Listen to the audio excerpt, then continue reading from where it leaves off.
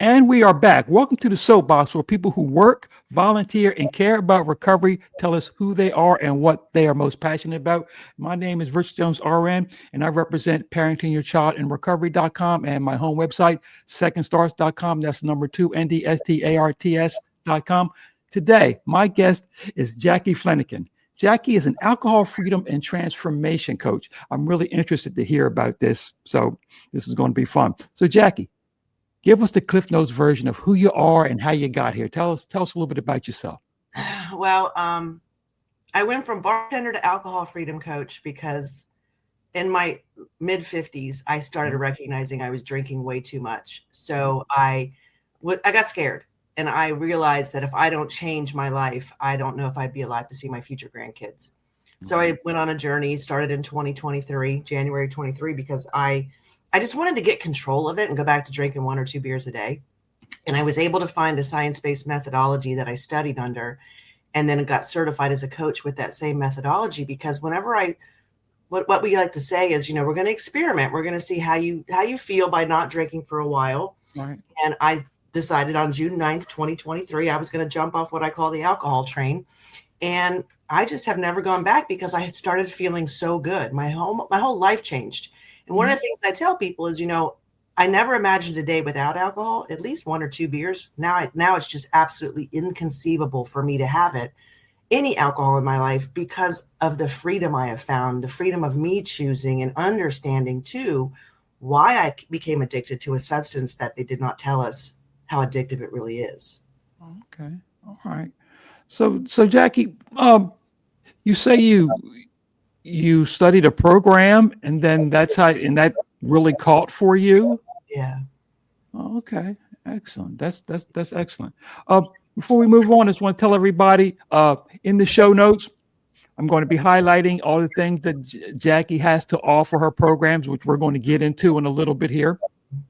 And also for you to remember that if you are the parent or mentor of a young adult, 17 to 25, who is at risk, in trouble, or in rehab, this is a non-clinical option that accelerates and multiplies the results. So go to parentingyourchildinrecovery.com. You can do that. And in the notes, they're going to be somewhere and some things for family members and for practitioners.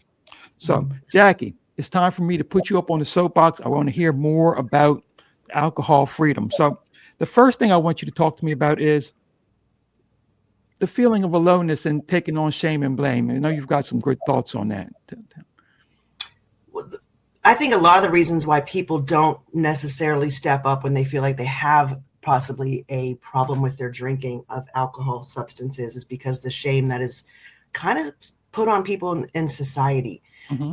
They make this word and it's called alcoholic. And so when they do that, it's pointing at the finger at the person and not at the substance. So a lot of people hide behind a mask, really struggling with their addiction because they don't want to have to go out and call themselves that word.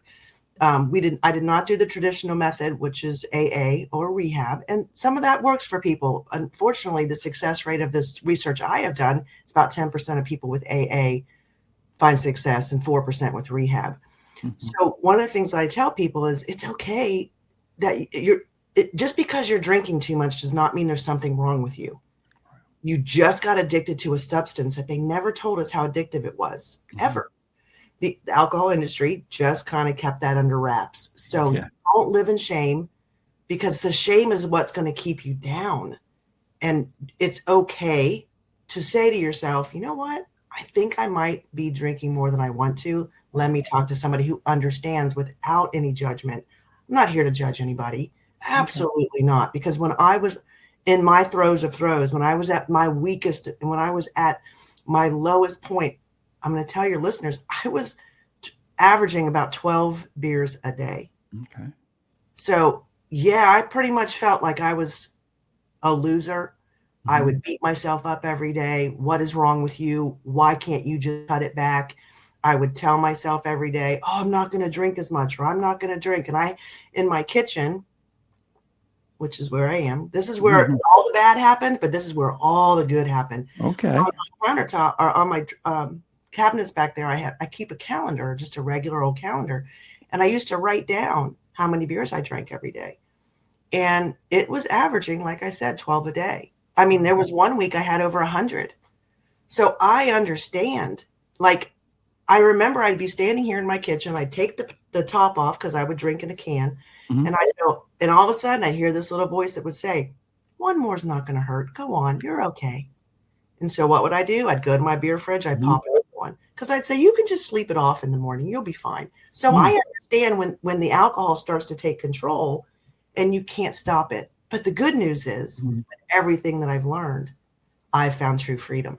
I've absolutely found true freedom from alcohol. And I tell people, you know, without desire, there's no temptation. I literally have not had any desire to drink alcohol since June That's 8th, interesting.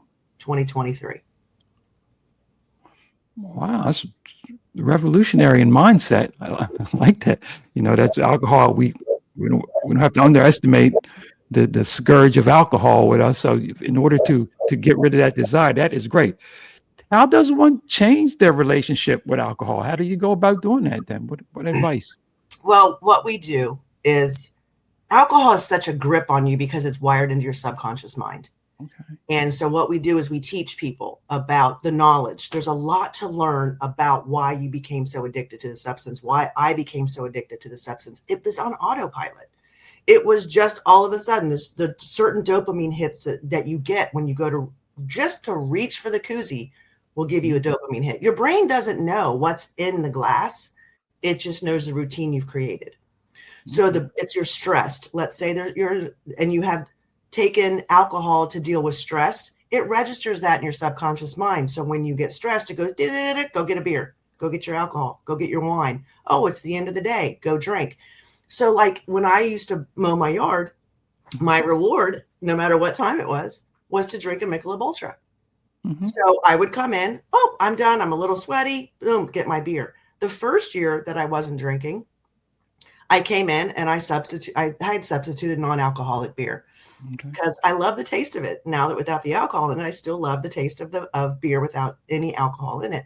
And I would come in that first year and I would get my NA beer. This summer I mowed. It's my second summer not drinking. And I came in and I was like, a couple days later, I was like, wow, I didn't even grab an NA beer. I just came in and drank water.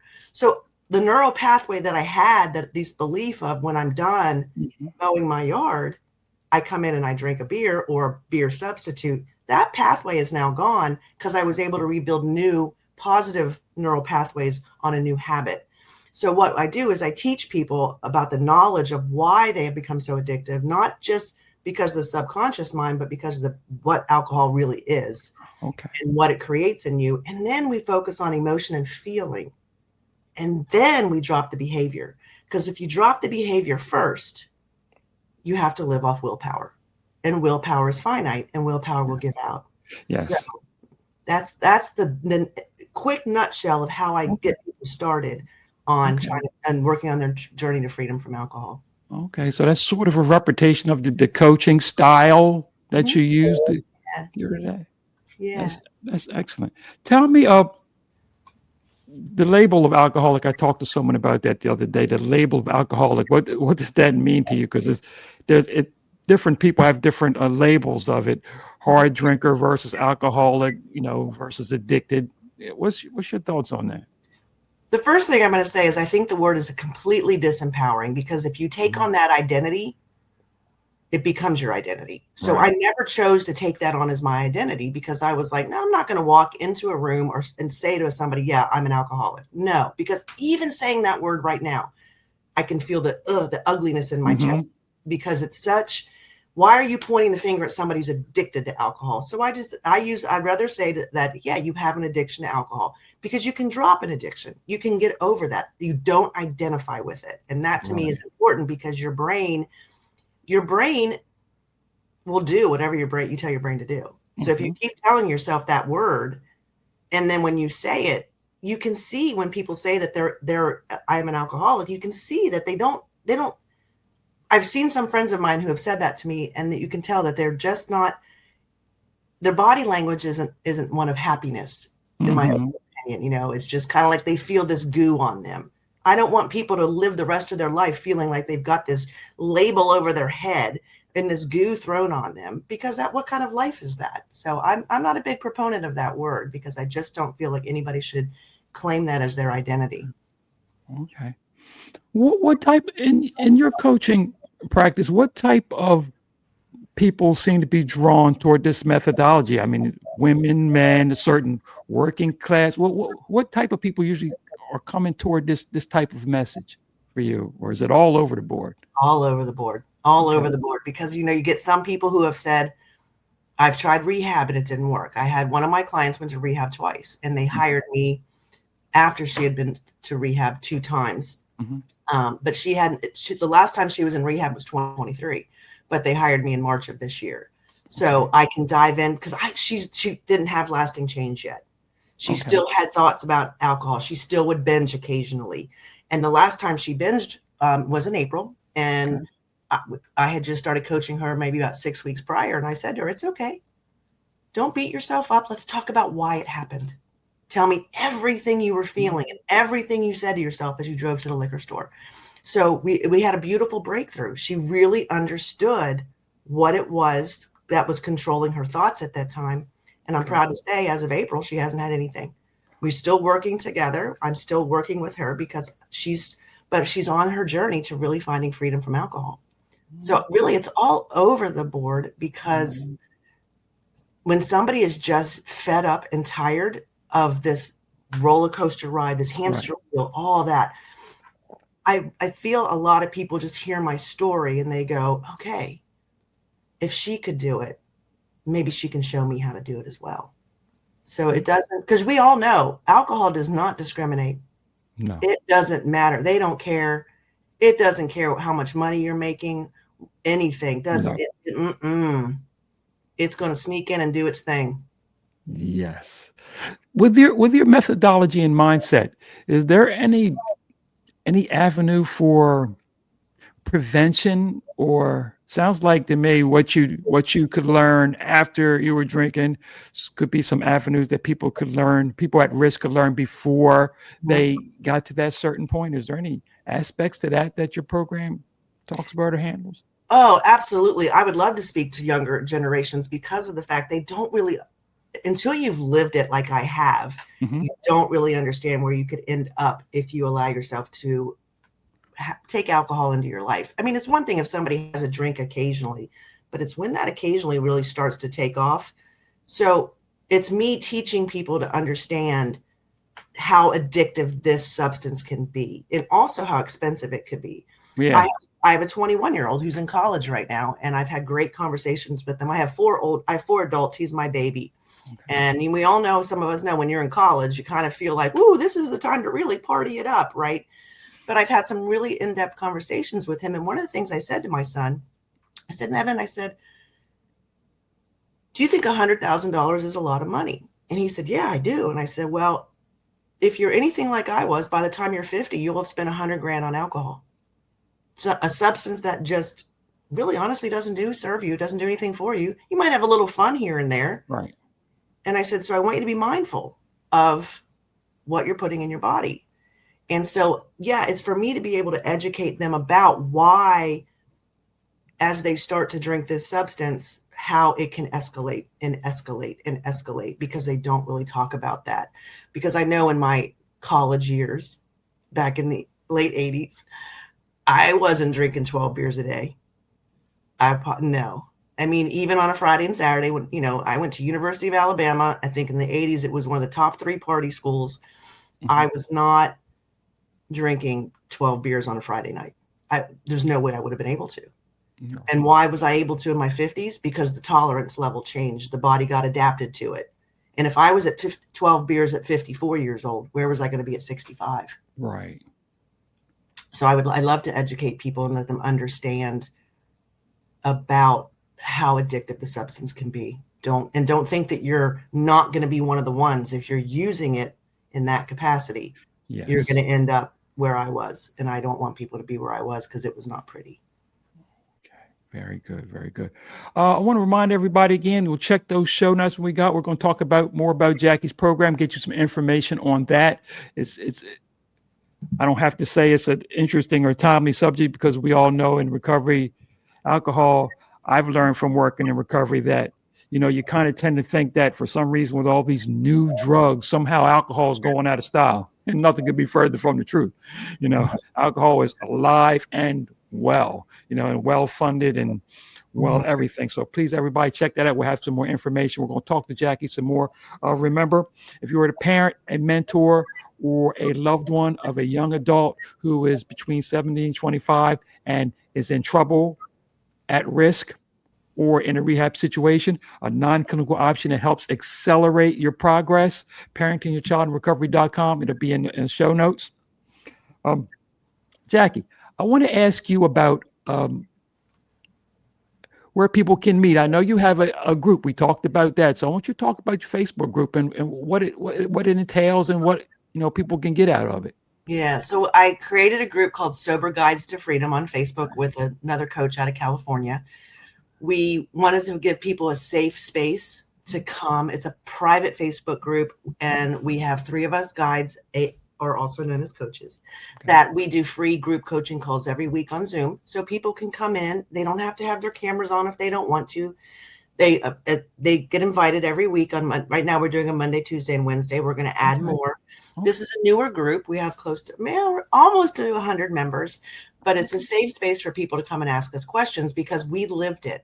We've all lived it, and we all found freedom. So we're just doing this to really pay it forward so that people know that they can come to us if they have any questions or concerns, and we're a safe space for them that hold a lot of compassion and grace for them. Okay, excellent. Answer me this for you. If someone wanted to work with you, what's the process look like? I mean, how does they reach you, and then what happens next? Let me know. So on my website, I'll have a link on there that will say, book a free coaching call with me. So on there, they just book a time with me, and we just sit and we talk, and we try to figure out if number one, if we're a good fit for each other, and I find out where they are on their journey and where they want to be. Because the biggest thing is if you're not ready, it's going to be a waste of your time. Right. Like readiness for change is very, very important. Mm-hmm. But the biggest thing is just call me, schedule that meeting. We'll meet via Zoom. I've had people come on and not have their camera on right away with me, and that's okay. Okay. So, and then I just devise a coaching package. I have different packages, but not everybody needs a 12 or 13 week, or I've had some that just do 6, but traditional, typically most of my clients are Zoom. If they're local, I'll meet with them face to face if they want that, but that's just local. When you first talk to a client, then is it easy for you to distinguish what type of program do they will need, or does it take a little time and a couple sessions before you can figure out exactly what extent of your program they're going to need? Well, typically, yes, we can kind of figure that out. But like I have clients that might start with a 6-week program and then maybe extend it after that. I want them to do what they feel is comfortable for them. I'm not going to tell them that you need to go 26 weeks with me or 13 weeks or whatever it might be. But I will give them my recommendation, and then they will get to choose. It's not for me to decide for them. It's up to them to decide. Very, very, very nice. Very nice. Very good. I'm impressed by that.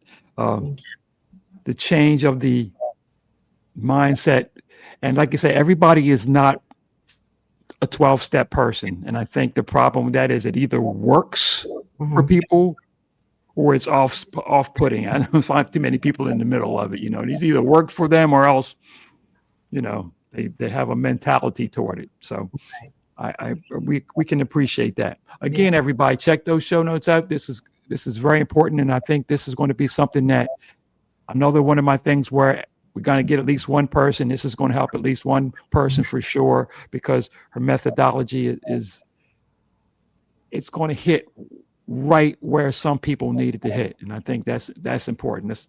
Let's shake it up a little bit and get some different viewpoints on this. So again, also in the show notes, Parenting Your Child in Recovery. If you are a practitioner or a young adult or the family of a young adult who is in trouble, at risk, or in active rehab, please check that out. This is for behavioral and or substance abuse. It's a non-clinical intervention. So we don't attempt to do therapist work or alcohol work.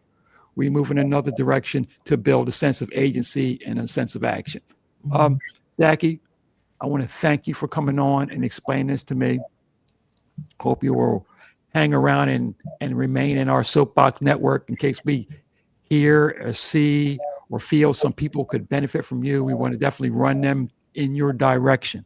So that's what we want to do. So for myself and Jacki, I want to thank you guys so much for being here with us. And I want to remember and remind you all to help somebody get better, help somebody stay better, and most importantly, let's help somebody be better. Bye.